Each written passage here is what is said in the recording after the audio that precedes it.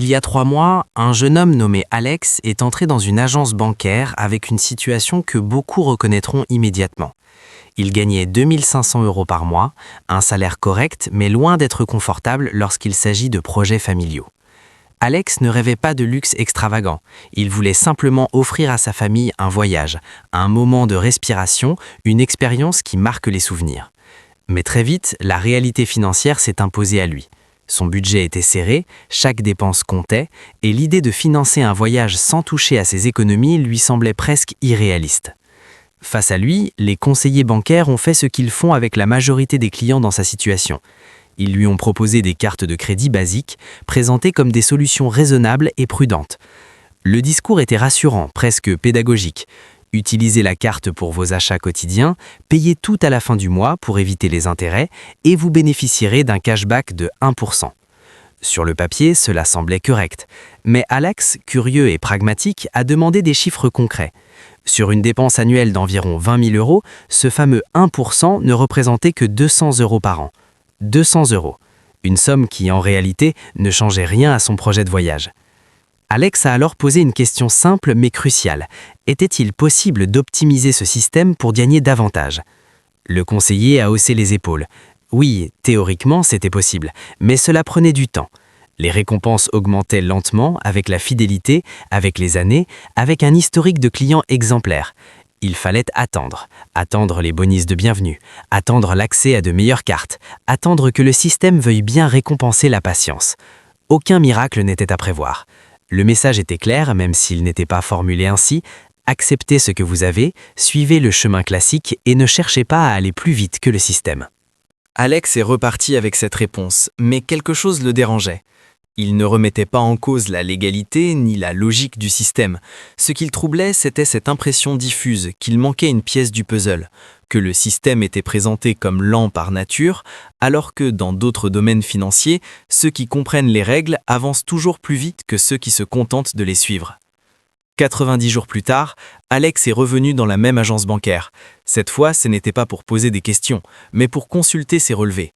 En face de lui, le même conseiller, confiant dans ses certitudes. Puis les chiffres sont apparus. Plus de 3 000 € en récompenses et bonus accumulés. Le conseiller a cru à une erreur. Il a vérifié une première fois, puis une seconde. Rien n'indiquait une anomalie. Ce n'était pas une fraude, ni une erreur informatique. Les chiffres étaient exacts. Alex n'avait pas changé de travail, son salaire était le même, ses dépenses étaient les mêmes, sa situation personnelle était identique. La seule chose qui avait changé, c'était sa compréhension du système. Il avait découvert un mécanisme intégré au fonctionnement même des cartes de crédit, un mécanisme parfaitement légal, connu des banques, mais largement ignoré par la majorité des consommateurs. Un mécanisme que les établissements financiers n'ont aucun intérêt à mettre en avant, car il réduit considérablement leurs profits, notamment ceux liés aux intérêts et à la passivité des clients. Grâce à cette découverte, Alex a pu financer un voyage en Europe pour sa famille sans toucher à ses économies. Pas de sacrifices supplémentaires, pas de dettes cachées, pas de magie. Simplement une utilisation différente des règles existantes. Cette histoire n'est pas exceptionnelle, elle est simplement révélatrice. Elle montre à quel point 2 personnes avec la même situation financière peuvent obtenir des résultats radicalement différents selon leur niveau de connaissance. Ce qu'Alex a découvert n'était ni un hack illégal, ni une arnaque, ni une exploitation de failles techniques. Il ne s'agissait pas de contourner les règles, mais de les comprendre telles qu'elles sont réellement appliquées. C'était une fonctionnalité légitime du système de récompense des cartes de crédit, visible pour ceux qui savent où regarder, mais volontairement laissée dans l'ombre pour le grand public. Les banques profitent de cette opacité, car un client qui optimise mal ses cartes est un client plus rentable à long terme. Aujourd'hui, l'objectif est simple. Expliquer exactement ce qu'Alex a compris. Pas de promesses irréalistes, pas de discours marketing, pas de raccourcis trompeurs. À la fin de ce texte, il deviendra évident pourquoi tout ce qu'on vous dit sur l'accumulation lente des points de fidélité est techniquement vrai, mais pratiquement trompeur. Le système autorise un chemin plus rapide, plus efficace, mais ce chemin n'est jamais mis en avant. Et une fois qu'on le voit, il devient impossible de l'ignorer. Les conseils classiques que les banques donnent sur les récompenses des cartes de crédit semblent, à première vue, logiques et responsables. Ils sont présentés comme des règles de bon sens, presque comme des principes universels de gestion financière. Utilisez votre carte pour vos achats quotidiens. Payez toujours en totalité à la fin du mois afin d'éviter les intérêts. Accumulez-vous points ou votre cashback progressivement. Laissez le temps faire son travail. Attendez les bonus de bienvenue. Attendez l'augmentation naturelle de vos avantages avec la fidélité. Attendez que votre historique de clients s'épaississe. Un jour, peut-être, vous aurez droit à de meilleures récompenses. Ces conseils ne sont pas faux. Techniquement, ils fonctionnent. Quelqu'un qui suit ces règles ne se met pas en danger financièrement. Il évite les intérêts élevés, il maintient un historique propre et il reçoit effectivement des récompenses. Le problème n'est pas ce que ces conseils disent, le problème est ce qu'ils ne disent pas. Ils omettent une partie essentielle du fonctionnement réel du système et cette omission a un coût invisible mais bien réel.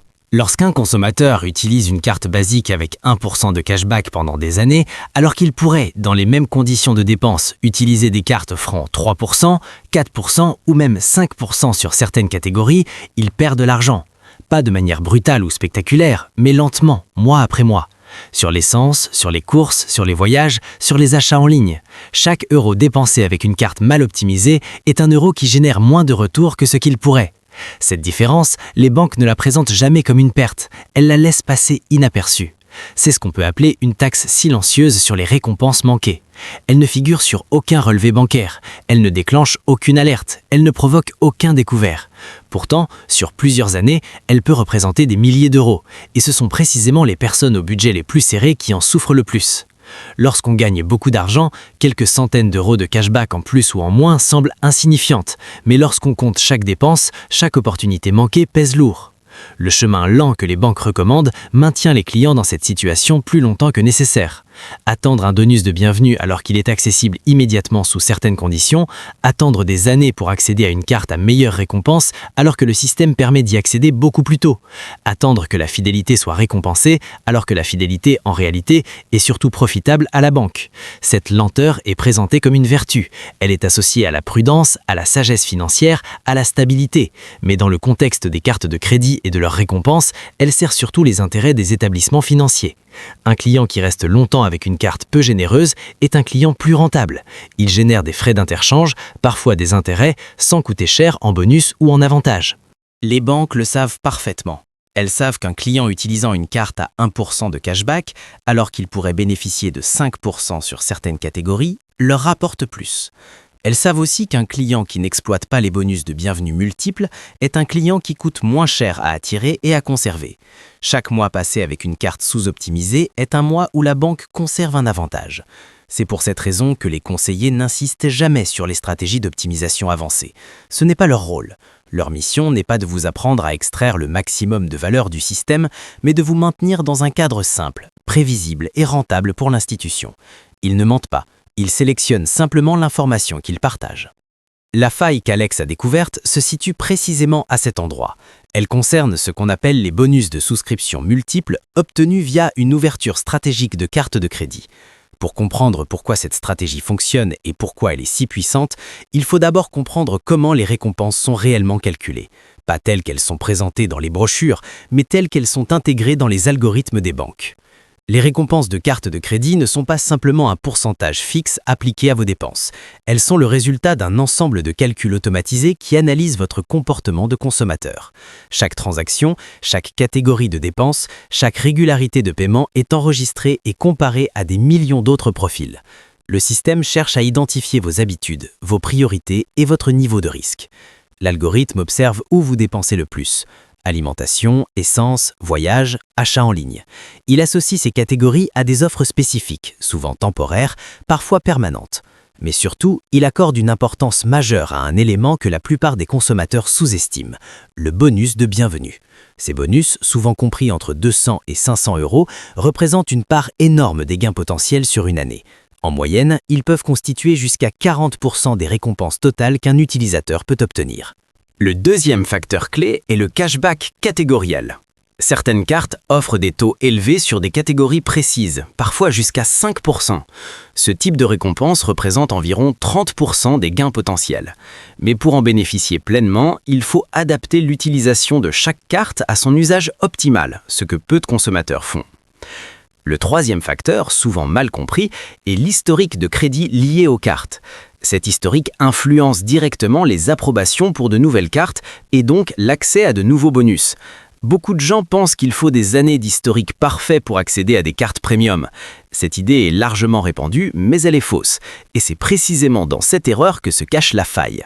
Lorsqu'une personne ouvre une nouvelle carte avec un bonus de bienvenue et l'utilise de manière stratégique, ce bonus est ajouté immédiatement à son portefeuille de récompenses. Il ne faut pas attendre des années. Il suffit de remplir les conditions de dépense dans les premiers mois. Mais la véritable clé réside dans la capacité à ouvrir plusieurs cartes sans dégrader durablement son score de crédit. C'est là qu'intervient le mécanisme de l'utilisateur autorisé. Lorsqu'une personne est ajoutée comme utilisateur autorisé sur une carte existante, avec un historique ancien et irréprochable, cet historique est, dans de nombreux systèmes, partiellement intégré à son propre profil. Cela signifie que du jour au lendemain, son profil de crédit apparaît plus ancien, plus stable et moins risqué aux yeux des banques. Les implications de ce mécanisme sont considérables. Si un parent possède une carte ouverte depuis 15 ou 20 ans avec des paiements toujours effectués à temps et une utilisation faible, l'ajout d'un utilisateur autorisé peut transformer instantanément le profil de ce dernier. Les banques, en analysant ce profil renforcé, deviennent beaucoup plus enclines à approuver des demandes de cartes offrant des bonus élevés. C'est exactement ce qu'Alex a fait. Son père possédait 2 cartes premium avec un historique de plus de 20 ans. Des taux de cashback élevés et une utilisation maîtrisée. En devenant utilisateur autorisé sur ces cartes, Alex a vu son profil de crédit s'améliorer rapidement. Il n'a pas hérité des dettes, mais de l'historique positif. Fort de ce nouveau profil, il a pu ouvrir plusieurs cartes avec des bonus de bienvenue importants. Il a choisi une carte orientée voyage, offrant 500 € de bonus après un certain niveau de dépenses. Une autre spécialisée dans les courses, avec un bonus de 300 €. Une troisième pour l'essence, offrant 200 € supplémentaires. En utilisant simplement ses dépenses habituelles pour atteindre les seuils requis, il a encaissé ses bonus sur 2 cycles de facturation. Ces dépenses quotidiennes, qui auparavant généraient très peu de valeur, sont devenues une source de gains significative. Son total de récompenses a littéralement explosé. Cette stratégie n'est pas un secret réservé à quelques initiés isolés. Elle est parfaitement connue dans l'industrie des cartes de crédit. Les banques la connaissent, les analystes financiers la connaissent, les spécialistes des programmes de miles et de cashback la connaissent. Certains blogueurs spécialisés en finances personnelles en parlent, souvent dans des cercles restreints. Mais ce savoir ne descend presque jamais jusqu'au consommateur moyen. Et ce silence n'est pas accidentel. Dans le jargon bancaire, cette pratique est souvent associée à ce qu'on appelle le churn, c'est-à-dire l'ouverture et parfois la fermeture stratégique de cartes pour bénéficier des bonus de souscription. Pour les banques, le churn est un comportement à double tranchant. D'un côté, il attire de nouveaux clients. De l'autre, il réduit les profits à long terme, car un client qui optimise parfaitement ses cartes génère moins d'intérêt et coûte plus cher en récompense. Voilà pourquoi ces stratégies ne sont jamais mises en avant dans les discours officiels. Elles existent, elles sont légales, mais elles restent volontairement sous-expliquées. Pour mieux comprendre l'impact réel de cette approche, il suffit d'observer d'autres situations similaires à celle d'Alex. Prenons l'exemple de Sophie, 28 ans. Elle avait un score de crédit d'environ 650, ce qui la plaçait dans une zone intermédiaire. Pas suffisamment bas pour être refusé partout, mais pas assez élevé pour accéder facilement aux cartes les plus avantageuses. Sophie économisait pour son mariage, chaque euro comptait. Pourtant, avec sa carte actuelle, elle gagnait à peine une centaine d'euros par an en récompense. Autant dire presque rien par rapport aux dépenses liées à un mariage. Sa situation a changé le jour où sa tante l'a ajouté comme utilisateur autorisé sur une carte ouverte depuis 25 ans, avec un historique irréprochable. Cette simple action, qui n'a pris que quelques minutes en ligne, a transformé le profil de Sophie aux yeux des banques. En l'espace de quelques mois, elle a pu ouvrir plusieurs cartes avec des bonus attractifs, orientés voyage, alimentation et dépenses courantes. En 4 mois, Sophie avait accumulé environ 1800 € en bonus et cashback. Cet argent a directement servi à financer une partie de sa robe et du traiteur.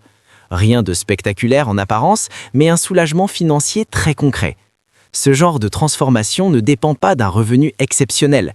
Il dépend presque exclusivement de la manière dont le système est utilisé. C'est ce qui rend cette stratégie à la fois puissante et dérangeante. Elle montre que l'écart entre ceux qui suivent les règles et ceux qui comprennent les règles peut être immense, même à revenu égal. À ce stade, une question se pose naturellement. Comment exécuter cette stratégie efficacement sans se mettre en danger et sans dégrader durablement son profil financier ?